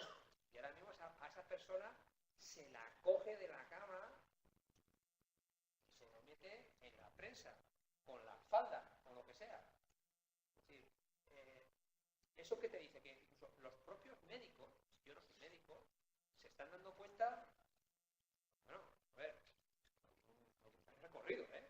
Hay recorrido. Hay pacientes que hay contraindicaciones absolutas, angiopatías, desestabilizaciones, situaciones en las que tienes un paciente de cáncer iniciando la quimio, paras de hacer ejercicio, pero cuando se recupera, cataclón. Exacerbaciones con un EPOC, alteraciones, está desalusado. Paras, pero vuelve y vuelves a hacer ejercicio. Se está evolucionando mucho, se está viendo que muchas de las limitaciones de las cortapisas que se tenían, pues bueno, eran miedos, pues, lógicamente.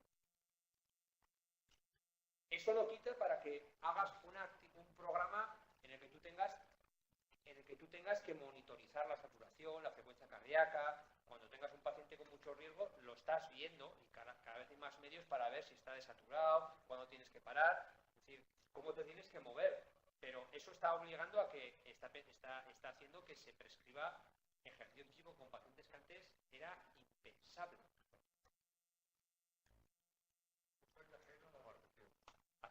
Será el que más sabe. Estoy aquí y aquí tengo a mi fisioterapeuta. A la monitora.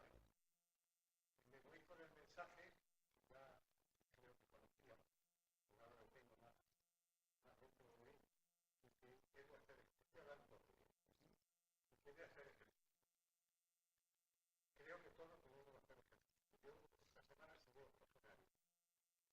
Entonces, estoy de acuerdo en que se debe de hacer ejercicio, pero creo que cualquier ejercicio no vale para cualquier persona. No, para eso están los profesionales. El ejercicio que cada uno deba de hacer no lo tiene que ser guiado en un domicilio.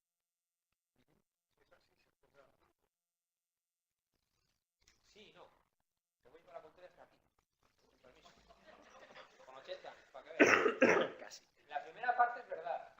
Hay ejercicios y depende de qué tipo de ejercicios tienen que estar supervisados, dirigidos, controlados. Esos ejercicios son los que usted hace con su fisioterapeuta, privilegiado, con una fisioterapeuta, o su monitor. Pero luego también en su vida diaria tiene que llevarse el mensaje que hay que incrementar el nivel de actividad física. Además, en su clase le estarán dando educación, en el sentido de le estarán dando información sobre es importante que dejen de coger el coche, que suban las escaleras andando, que incrementen la actividad física. Lógicamente con la fisioterapeuta no pasa más que 2 o 3 ratos a semana. Y el resto de la semana, todos los días hay que hacer entre 30 y 45 minutos de intensidad moderada. Pues irás a caminar, irás con movimientos, bailarás. ¿Te gusta bailar? Pues bailarás. O jugarás a fútbol. Entonces, claro, ese es el problema que tenemos, que no está resuelto en la sociedad. Esto que te he contado es una especie de propuesta artificial, porque ahora hay que implementarla en la sociedad. Es decir, yo quiero trabajar ejercicio físico aeróbico. No le vas a mandar a todo el mundo a caminar. A mí no me gusta caminar, pero me gusta bailar. Con lo que el esfuerzo que tenemos que hacer es cómo modificamos los estilos de vida para que esto no sea un dolor y para que usted vuelva mañana y vuelva pasado mañana. Eso es lo que no hemos conseguido. Convencer, porque tenemos un gen que se nos ha parado, lo hemos mutado. Antes íbamos a cazar los elefantes porque si no, no teníamos comida para comer, pero ahora vamos al supermercado. Con lo que tenemos que implementar artificialmente la actividad física. Y ese es el reto que aún, bueno, pues los ayuntamientos, los patronatos, pues intentan tener estrategias, dar premios, organizar cursos, eventos, para que la población haga ejercicio físico. El mensaje que se lleva es bueno, pero está sesgado, o sea, no es del todo cierto, porque mucha de la actividad física que usted tiene que hacer, incluso la que más beneficios le va a reportar, es la que tiene que hacer cuando no está con su fisioterapeuta, por su cuenta. Entonces, ahí lo que sí tiene que saber es qué puede hacer, qué no puede hacer, qué síntomas, qué signos le dicen que usted tiene que parar, hasta dónde puede llegar, qué debería de hacer. ¿De acuerdo? Eso es un poco, eso es educación que tenemos que dar, la sociedad, la universidad, la medicina tiene que darlo. Exactamente. A mí, por ejemplo, me están siempre diciendo, no tienes que coger el peso así, ni tienes que hacer este ejercicio así, pero en los colegios no me lo han enseñado. Entonces, es que mi hijo tiene 9 años y no le han enseñado cómo tiene que coger un peso, ni cómo tiene que hacer cosas desde el punto de vista postural para evitar un problema de espalda, por ejemplo. Es decir, son cosas que se deberían de enseñar. En los colegios ya se está enseñando a los niños. Es que no tengo que comer dulce. No tengo que comer. En mi casa yo no me dejan ni probar azúcar. No te digo más. Tiene una profesora anti-azúcar. Pues vamos a ver. Está bien. No tengo que comer azúcar, no tengo que comer pollo, tal. Eso se lo están enseñando en el colegio. Está bien. Está bien. Se llevan ese mensaje que a mí no me lo dieron. Yo lo he ido aprendiendo. En la prensa, en los medios. Entonces, las generaciones que vienen ahora sabemos muchas cosas. O sabéis muchas cosas. Lo que yo no sé es si vamos a dar el siguiente paso, si les vamos a poder hacer, o las vamos a poder llevar a la práctica, o nos van a tener que obligar. ¿Cómo nos pueden obligar? Pues de muchas maneras, están empezando a obligar. Hay una experiencia en Madrid, en un barrio de las periferias, en las que con personas de grupos iba a decir de riesgo, marginales, están haciendo terapias de inserción social combinado en ejercicio físico, les dan la cartilla, les pagan un complemento si vienen a programas de ejercicio físico y tienen enroladas a 4.000 personas, claro. Hay parte de militar, de mando, claro, porque si no, no comen, y otra parte importante, hombre, la idea es que nos tendrán que educar y tendremos que aprender. Usted está aquí y es una élite, porque tiene preocupaciones, es una cosa importante porque claro, siente que es importante pero muchas de su generación, esos problemas, esas cosas no las tienen en la cabeza. Las generaciones que vienen las tendrán, lo que yo no sé si las llevaremos a cabo. Yo hoy no he hecho ejercicio físico, quiere decir que tengo 6 minutos menos que tú. Claro, tengo mi banco lleno, teóricamente me va a morir a los 84, con lo que 7 minutos. Usted ya está a 82, ¿cuánto? ¿90 y cuántos? Hasta los 100, 5. Mira, te voy a decir una cosa al respecto. Ahí hay un genetista en el ejercicio físico muy famoso, además tiene una pinta de loco, es Aubry de Her, es geriatra genetista de Oxford. Entonces te dice, yo tengo conseguido que mis moscas vivan 200 años. ¿De verdad? Se puede, ¿sabes? Pero se levanta uno y dice, pero me he fijado que en la foto que has puesto las moscas no tenían alas. Bueno, sí. Eso no es importante. En nuestro caso, es importante que llegues a 35 años, pero que llegues así. Así. Cognitivamente activo, físicamente activo, con plenitud, calidad de vida. Esa es la meta. No vivir más años, sino intentar que el mayor tiempo sea en calidad de vida. Y para eso la actividad física es fundamental. Fundamental, diaria. Lógicamente, me estoy acordando del nutricionista que tengo aquí. Me puede decir, y físicamente, y culturalmente, y cognitivamente despierta, claro, pues leyendo, preocupándote por situaciones, por problemas, lógicamente. Eso está vivo, ¿no?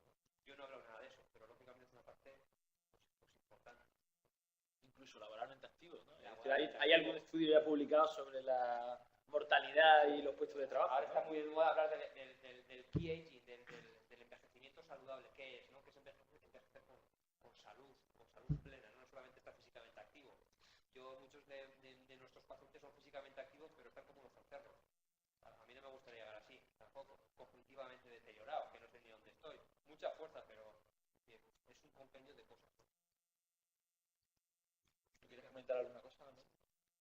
Sí, bueno, que a partir de un estudio que estuvimos haciendo con discapacidad intelectual, que también analizamos por patrones de movimiento y por la taxis en caso de la silla, al final cuando analizamos los datos vimos que no estaba relacionado y llegamos a la conclusión de que a lo mejor el músculo generaba fuerza, es decir, se podía levantar y sentar bien de la silla, pero la coordinación neurosensoriomotriz no estaba bien. Es decir, hemos hablado mucho tiempo de imprimir potencia al músculo, pero hay que invertir en ello también tiempo en darle esa coordinación neurosensoriomotriz. Es decir, hemos hablado mucho de aferencia, pero qué importancia tiene la inferencia, es decir, porque también juega un rol importante la funcionalidad de la contracción muscular, no solo es en una prensa, en un movimiento tan analítico que está muy controlado. Por eso no es solo importante esto, es importante esto. Sí, yo creo que ha hablado de... Aunque se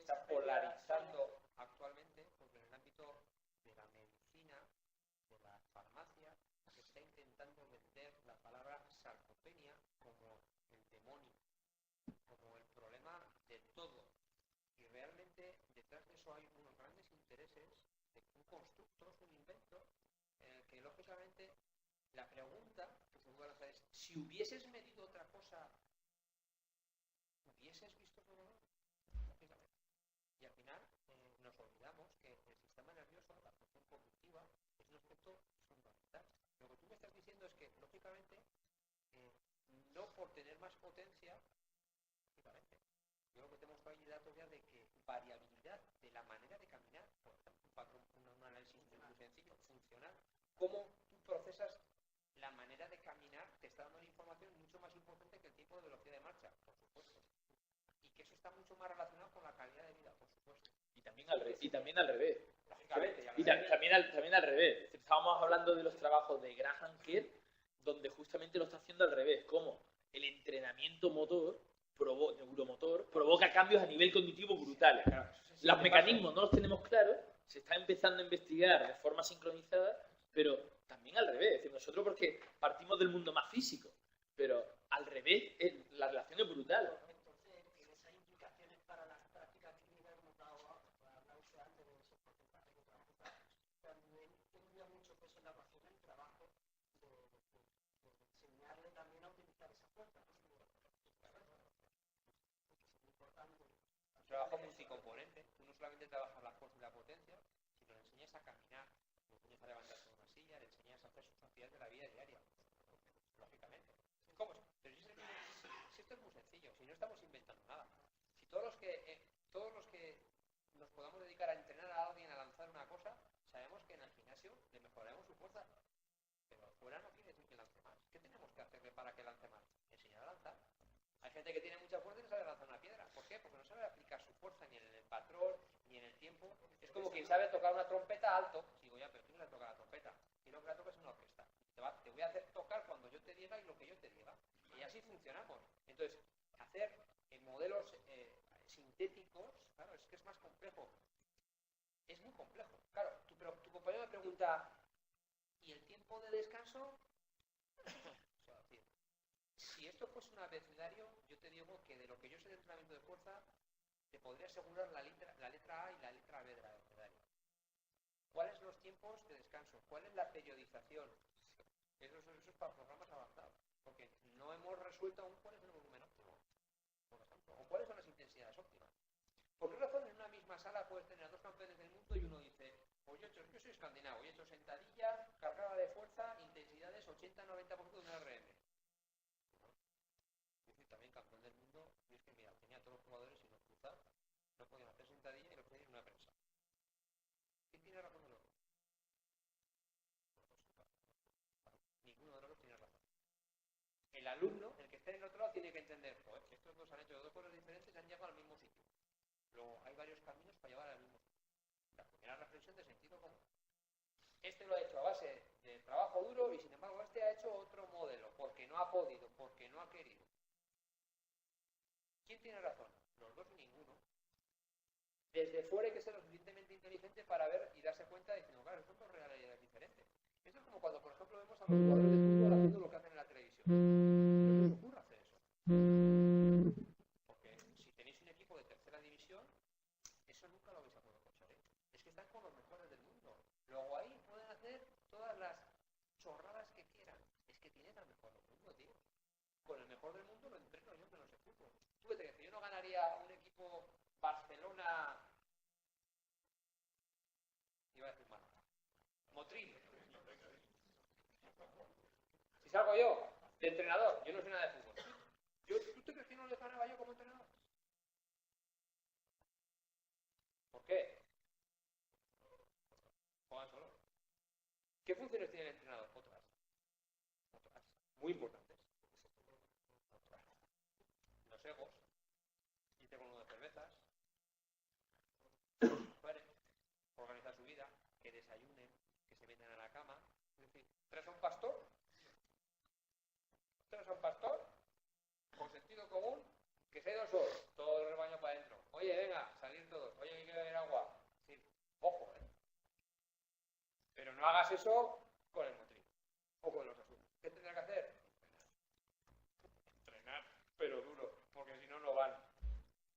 ¿Vale? Es decir, visto visto desde fuera, supone ser lo suficientemente sentido común, que a veces no lo tenemos.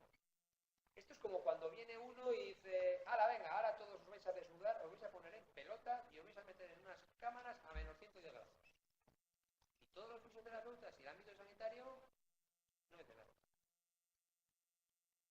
Vas por la Castellana, cada 50 metros tienes una clínica de crioterapia que al mismo tiempo te ponen un chaleco. Y encima si salen la uno con el motos y el otro, pues venga, nadie dice nada. La gente se está muriendo. Yo no me ponía un electrodo a 2 centímetros del riñón. Entonces, yo no me lo ponía.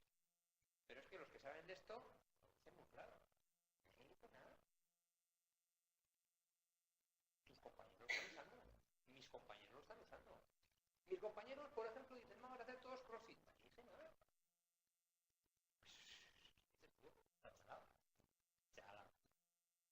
Si se sabe que eso no sirve absolutamente para nada, tiene riesgo para la salud. ¿Eso es saludable? Pues no. Es decir, esas son el sentido común. El sentido común te tiene que decir cuando tú tienes que decir, joder, ¿estaré haciendo yo lo que estoy haciendo es así? ¿O le voy a poner la tira verde como lo ponen todos mis compañeros? ¿Por qué? Tuve una discusión otro día, el año pasado, en la que yo no vengo de este mundo, claro. Tú a mí si me dices, te voy a poner un tape de tira verde, me va. ¿Y eso por qué? Vale, yo soy así, leo. Y cojo revisiones y metaanálisis. ¿Has cogido los últimos metaanálisis de esto, del kinesiotaping? ¿Verdad? ¿Lo has cogido? No sale muy bien parado, ¿no? Sí. Eso es la profesión, eso es la vida real. O sea, leerlo, decidir, reflexionar y pensar. Es que el otro la utiliza. Vale, utilízala tú porque es muy buen de enfrente y se ha comprado la máquina que le da el cacharreo. Pero profesionalmente y éticamente tienes que conocer eso que estás haciendo. ¿Cómo entonces se ha implementado ese sistema continuo, lo claro, que se sabe Y con por evidencia científica que no funciona y la práctica, o sea, la prescripción de actividad física que sí funciona, no se implementa en claro, que probablemente pregúntaselo a tus compañeros. A los que lo hacen. No, pero sí que es verdad que no hay tanta industria comercial ni tanta terapia pasiva. Mira, hilándolo un poco con la pregunta de los alumnos, Miquel, perdona, con la pregunta de los alumnos, la verdad que la respuesta, Miquel muy modestamente ha dicho que no es experto, pero la respuesta que ha dado es la que me gustaría que os llevarais, ¿no? Es decir, ninguna contraindicación absoluta relativa o transitoria que no tenga otra persona que no lo sea, ¿vale? Eso es lo que aparece en la literatura, ¿vale? Pero, ¿para qué queremos hacer una terapia manipulativa o articular pasiva en un paciente que lo que tenemos que hacer es ejercicio? ¿Vale? Salvo que sea para que haga el ejercicio o el patrón que queremos. Me va a meter en el jardín de flores, como soy catedrático del área y puedo decir lo que me dé la gana, me da igual. Mira, los electroestimuladores, en general, la electroestimulación, el recorrido que tiene es muy pequeño. Los que saben de electroestimulación saben que es importante, es recomendable electroestimular siempre que tú tengas un grupo articular o músculo que no tenga función, que no se mueva. Tú voluntariamente tienes una adherencia, una operación, un problema, no puedes mover. ¿Qué puedes hacer? No tienes el drive, electroestimula. Electroestimula. ¿Vale? Eso es lo que dice la evidencia.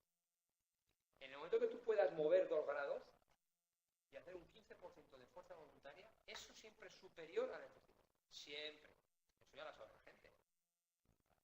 Y entonces ya viene la condición humana. Y dice, ¿y si electroestimulo y muevo? No. El estímulo es suficiente. Tú cuando tienes un canal y saturas, ya está, saturas. Pues ya lo sabes. Eso hace que, por ejemplo, la gente que sabe, diga que en su clínica no utiliza eso. Y utiliza otras cosas. Eso es lo bonito de las profesiones que van cambiando. Y eso hay que reflexionar. Puedes tener críticas, tal, pero eso es así. Y tú como alumno, o como te los tienes que preguntar. Yo era bastante enredador, como lo puedes ver. Yo a mi profesor le preguntaba, ¿y eso para qué? ¿Y eso por qué? ¿Eso por qué? Claro, en vuestra profesión se puede convertir en un sumatorio de técnicas. En el que yo hago esta técnica, pero eso no es vuestra profesión, es algo más. Muchas de las técnicas que utilizáis no sirven para nada. Siento decirlo. O sea, no sirven para nada. Incluso algunas producen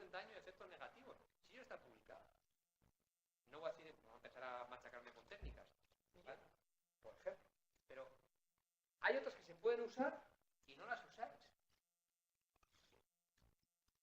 Que están al avance. Y eso genera animadversión. Es un poco el efecto, ¿no? Bueno, no se puede generalizar, ¿no? Porque hay técnicas que tienen su recorrido pequeño, como la electroestimulación, la terapia manual, su recorrido pequeño, normalizar una articulación para conseguir luego hacer un ejercicio, un patrón nuevo que quede adaptación y que permita hacer el ejercicio. Digamos que hay técnicas que no tienen un espectro tan grande como el que se usa, pero que sí es cierto que concretamente en fisioterapia hay, y en medicina en general, hay muchas técnicas que utilizamos como nocebo, como placebo, muchas veces sabiéndolo el profesional y otras veces sin saberlo, o que expandimos el espectro de uso porque hay intereses comerciales o lo que sea, que ya el profesional verá lo que haga. Por ejemplo, Pero eso no quita que sí que hay cositas, pues bueno, que tienen su momento, su tiempo y su distensión. La chocolaterapia es una buena técnica para ir con unos bollitos y untarte y comer. Se está enseñando. Pues mira, quien sea lo suficientemente listo y salga de eso, tendrá el futuro. A mí eso me parece fenomenal. Me parece fenomenal. Tiene que haber gente haciendo unas cosas para que otros podamos hacer otras. Y eso lo aprendí también hace mucho tiempo. No todo el mundo tiene que hacer lo que hago yo, si no, no estaríamos todos aquí. Tiene que haber gente diferente. Entonces hay que hacerlo suficientemente con sentido común para decir, ¿cuál es tu campo? Llega un poco a todos. Ya está. Pero donde estamos entiendo que hay mucho recorrido para hacer cosas basadas en la evidencia que no se están haciendo, que se podrían hacer o se podrían generalizar. Y eso es un reto profesionalmente, eso es una gozada. ¿No? Imagínate que tú llegas a una disciplina donde todo ya se sabe. Sería aburridísimo. Pero estáis ante una situación en la que hay una gran demanda porque hay mucha gente con problemas, todos están como locos y como locas corriendo, saltando, lanzando, y en las que tenéis pacientes de todo tipo.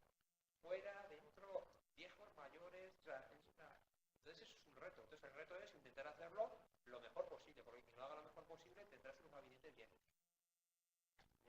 Una última pregunta. Bueno, pues yo para cerrar, bueno, pues agradeceros también aguantar aquí todo el día, porque todos venís por la mañana trabajando, hemos echado toda la tarde, la verdad que yo creo que ha salido mucho de los temas que quería, y bueno, pues agradecer una vez más al profesor Izquierdo que abiertamente, ¿vale? Lo que te mandaremos el vídeo antes de que lo colguemos en algún sitio público por si hay alguna cosa que queremos borrar. Y bueno, también yo creo que es importante que haya espacio no solo para investigar, no solo para publicar, sino puntos de encuentro de pacientes, profesionales, académicos, la visión del científico no es la del profesional, el tiempo que tiene uno no es el mismo que otro, el ejercicio físico no es dominio de nadie, pero debiera de ser competencia de muchos, y el reparto de la tarta pues es para los colegios profesionales y otros intereses, y nosotros pues en el contexto que tenemos debemos centrarnos en el conocimiento, ¿no? Entonces un poco uno de los fines de no quedarnos en esa ponencia brillante solo, ¿no? No si quiere de lo que hacen otros y lo deberíais hacer vosotros. Nunca os quejéis de eso. Quejaros de lo que no hacéis vosotros que deberíais hacer. Preocuparos de lo vuestro. Si vosotros hacéis una cosa diferente a lo que el resto hace, ya os habéis diferenciado. Y eso supone hacerlo profesionalmente bien. El problema es cuando hace alguien lo mismo que vosotros. A mí eso me generaría una duda metafísica. Ya, joder, que si estoy con un curso de 30 horas, hace lo mismo que conmigo 4 años de estudio, ahí tenéis un problema. Tenéis un problema. El problema no es denunciarle al otro, que hay que denunciarlo, lógicamente, para hacer cosas profesionales, sino decir, si este con 30 horas soluciona lo mismo que yo con 50, aunque diga, tengo en mi placa mi número de colegiado, tengo un problema. Bueno, la última pregunta, ¿sí? O... Sí. Los primeros 5 minutos de tu intervención me ha producido un cierto deseo de cerrar la sesión. Pero pasado ese tiempo, he de felicitarte porque eres una persona amena. Gano mucho las distancias por Porque los papers son muy densos, ¿no?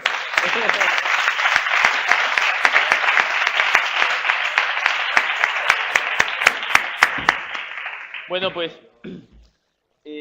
vamos a dejar por cerrada la jornada y vamos a hacer el acto de entrega de premios. Yo antes del acto formal que va a leer el secretario de la cátedra para los premios del trabajo fin de grado y la padrino doctorando,